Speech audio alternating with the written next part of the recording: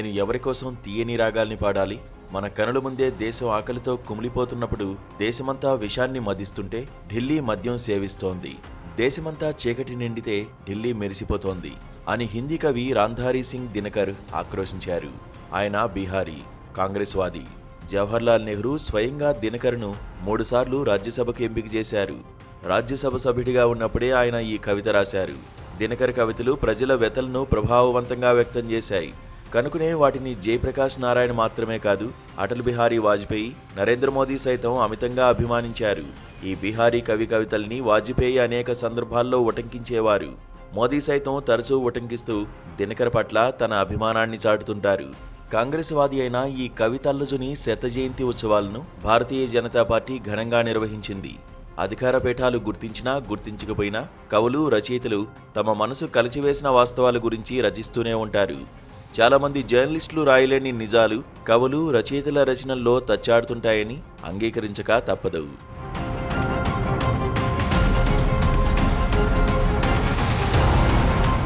బీహార్లో ఇటీవల ముగిసిన అసెంబ్లీ ఎన్నికల్లో గతంతో పోలిస్తే నేర చరిత్రలు 68 నుంచి 53% తగ్గిపోవడం ఒక శుభపరిణామం.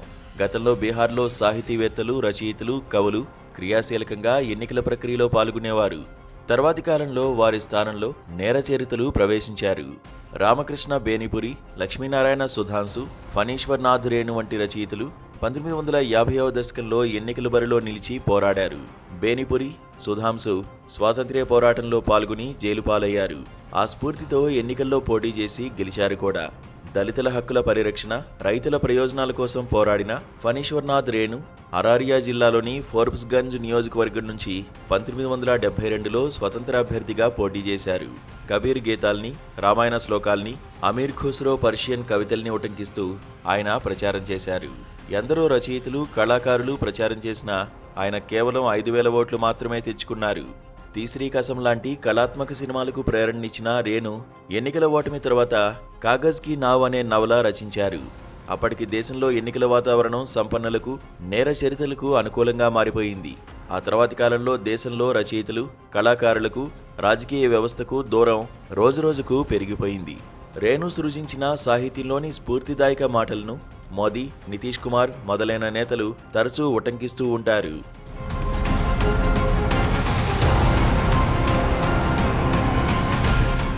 బీహార్లోని మధుబని ప్రాంతానికి చెందిన 25 ఏళ్ల గాయని మైథిలి ఠాకూర్.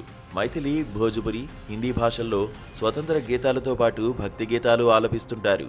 గాయనిగా సామాజిక మాధ్యమాల్లో ఆమె బహుళ ప్రచారం పొందారు. బీహార్ అసెంబ్లీ ఎన్నికల్లో అలీనగర్ నుంచి బీజేపీ అభ్యర్థిగా పోటీ చేసి విజయం సాధించారు.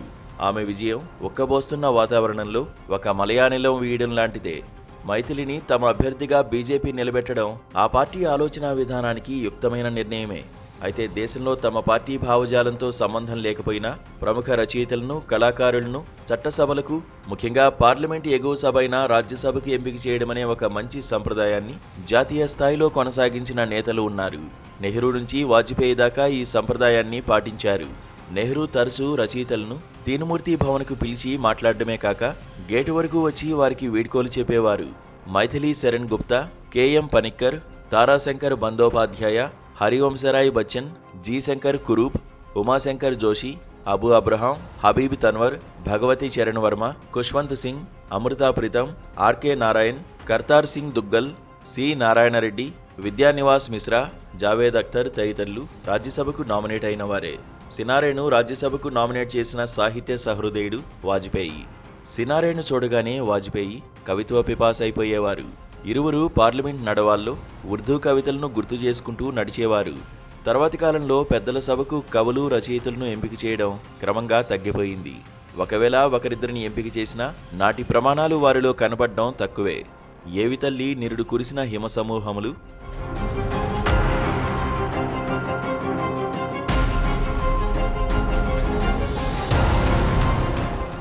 నిజానికి యూరోపియన్ ప్రమాణాలతో పోలిస్తే మన దేశంలో రచయితలను, కళాకారులను గౌరవించిన సందర్భాలు చాలా తక్కువే. ఇటీవల ఐర్లాండ్ను సందర్శించినప్పుడు అక్కడ రహదారుల కూడళ్లలోనూ, మార్కెట్ ప్రాంతాల్లోనూ, పార్కుల్లోనూ ఎక్కడ చూసినా రచయితల, కళాకారుల విగ్రహాలే కనపడ్డాయి. డబ్లిన్ నడిబొడ్డున మ్యూజియం ఆఫ్ లిటరేచర్లో ఐరిష్ రచయితలు వారి రచనలను ప్రదర్శించిన తీరు ఎవరికైనా ఆశ్చర్యం కలిగిస్తుంది.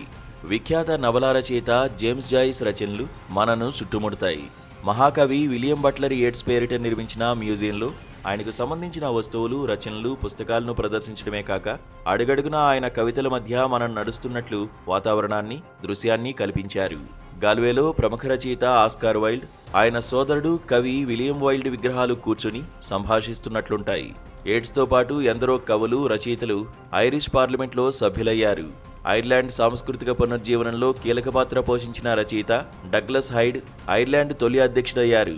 భారతదేశ స్వాతంత్రోద్యమానికి అనీ బీసెంట్ లాంటి నేతలను అందించడమే కాదు, మాలపల్లి రచించిన ఉన్నవ లక్ష్మీనారాయణ, రాష్ట్రపతి వివి గిరి లాంటి వారికి ఎంతో ప్రేరణ కలిగించిన దేశం ఐర్లాండ్. అంతేకాదు, బ్రిటిష్ వారి పాలనలో మనుగడ కోల్పోయిన ఐరిష్ భాషను మళ్లీ పునర్జీవింపజేసిన ఐర్లాండ్ భాషా సంస్కృతుల పరిరక్షణ విషయంలో మనకు ప్రేరణగా నిలుస్తుందని డబ్లిన్లో మన రాయబారి అఖిలేష్ మిశ్రా చెప్పారు.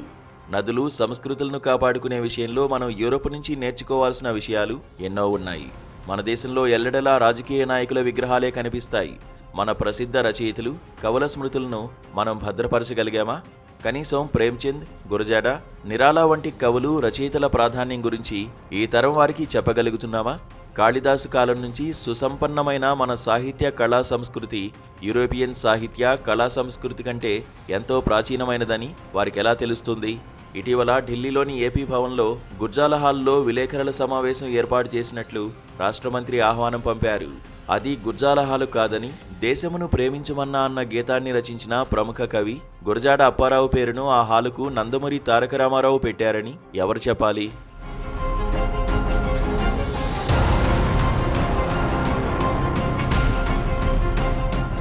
రాజు జీవించు రాతి విగ్రహంలందు, సుకవి జీవించు ప్రజల నాలుకలయందు అని గురోన్ జాషువా, నీ కవిని బతికించుకోవాలిరా, నీవు మనిషి అనిపించుకోవాలిరా అని తెన్నేటి సూరి, గాయపడిన కవి గుండెల్లో రాయబడిన కావ్యాలెన్నో అని దాశరథి లాంటి కవులు ఉన్న మన నేలపై రాజకీయ నేతల, సంపన్నుల, అధికారుల, దళారుల దుష్ట సంస్కృతి సాహిత్య కళా వాతావరణంపై చీకటి నీడలా పరుచుకుంది. అయినప్పటికీ కొన్ని పరిణామాలు ఎంతో ఊరట కలిగిస్తాయి. కేంద్ర సాహిత్య అకాడమీ అధ్యక్షుడు సునీల్ గంగోపాధ్యాయ మరణించినప్పుడు ఆయన అంతిమయాత్రకు పశ్చిమ బెంగాల్ ముఖ్యమంత్రి మమతా బెనర్జీ స్వయంగా సారథ్యం వహించారు. ఉత్కళ సాహితీవేత్తలు రమాకాంత్ రథ్, మనోజ్ దాసులకు ఒడిశా ప్రభుత్వం అధికార లాంఛనాలతో అంత్యక్రియలు నిర్వహించింది. తెలంగాణ ముఖ్యమంత్రి రేవంత్ రెడ్డి మరో అడుగు ముందుకు వేసి ప్రజా కళాకారుడు అందెశ్రీ పార్థివ దేహాన్ని మోసి ఆయన అంత్యక్రియల్లో పాల్గొన్నారు. అందెశ్రీ ప్రతిధ్వనించిన మాయమైపోతున్నాడమ్మా అన్న ఒక్క గీతం చాలు ఆయన స్మృతిని గుండెలో పదిలించేసుకునేందుకు. ధిక్కార స్వరాన్ని వినిపించిన బమ్మెర పోతనం నుంచి కాళోజీ దాకా తెలంగాణ జనజీవన సంస్కృతిలో రచయితలు, కళాకారులు పోషించిన పాత్రను తక్కువ అంచనా వేయలేం. అదేవిధంగా ఆంధ్రప్రదేశ్లో కూడా నన్నయ్య నుంచి శ్రీశ్రీ దాకా తెలుగు సంస్కృతిని సమున్నతం చేసిన వారిని మర్చిపోగలమా?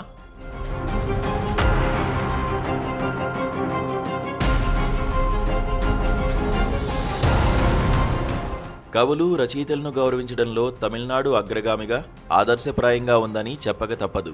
పార్లమెంట్లో రవికుమార్, కనిమొళి, సల్మా, సుమతి, జ్యోతిమణి, వెంకటేశన్ వంటి తమిళ రచయితలు ఎందరో మనకు తటస్థపడతారు. జర్మనీలోని ఫ్రాంక్ఫర్ట్ ప్రపంచ పుస్తక ప్రదర్శనలో తమ స్వంత స్టాల్ను నిర్వహించేది తమిళనాడు ప్రభుత్వం ఒక్కటే. రచయితల పుస్తకాలు ప్రచురించి తామే కొనుగోలు చేసి రాయల్టీలు ఇవ్వడమే కాదు, కేంద్ర సాహిత్య అకాడమీ విజేతలకు ఇళ్ల పట్టాలు ఇచ్చిన ఘనత తమిళనాడు సర్కారుకే దక్కుతుంది. కర్ణాటకలో కూడా రచయితలు, కళాకారులను గౌరవించేందుకు పింఛన్లతో పాటు ఎన్నో చర్యలు చేపట్టారు. రచయితలు, కళాకారులను వారి భావజాలంతో నిమిత్తం లేకుండా గౌరవించి హక్కున చేర్చుకున్న ప్రభుత్వాలే చరిత్ర పుటల్లో నిలిచిపోతాయి. రాజరాజ నరేంద్రుడు, మనుమ సిద్ధి, శ్రీకృష్ణదేవరాయలు మనకి ఇంకా ఎందుకు గుర్తున్నారు?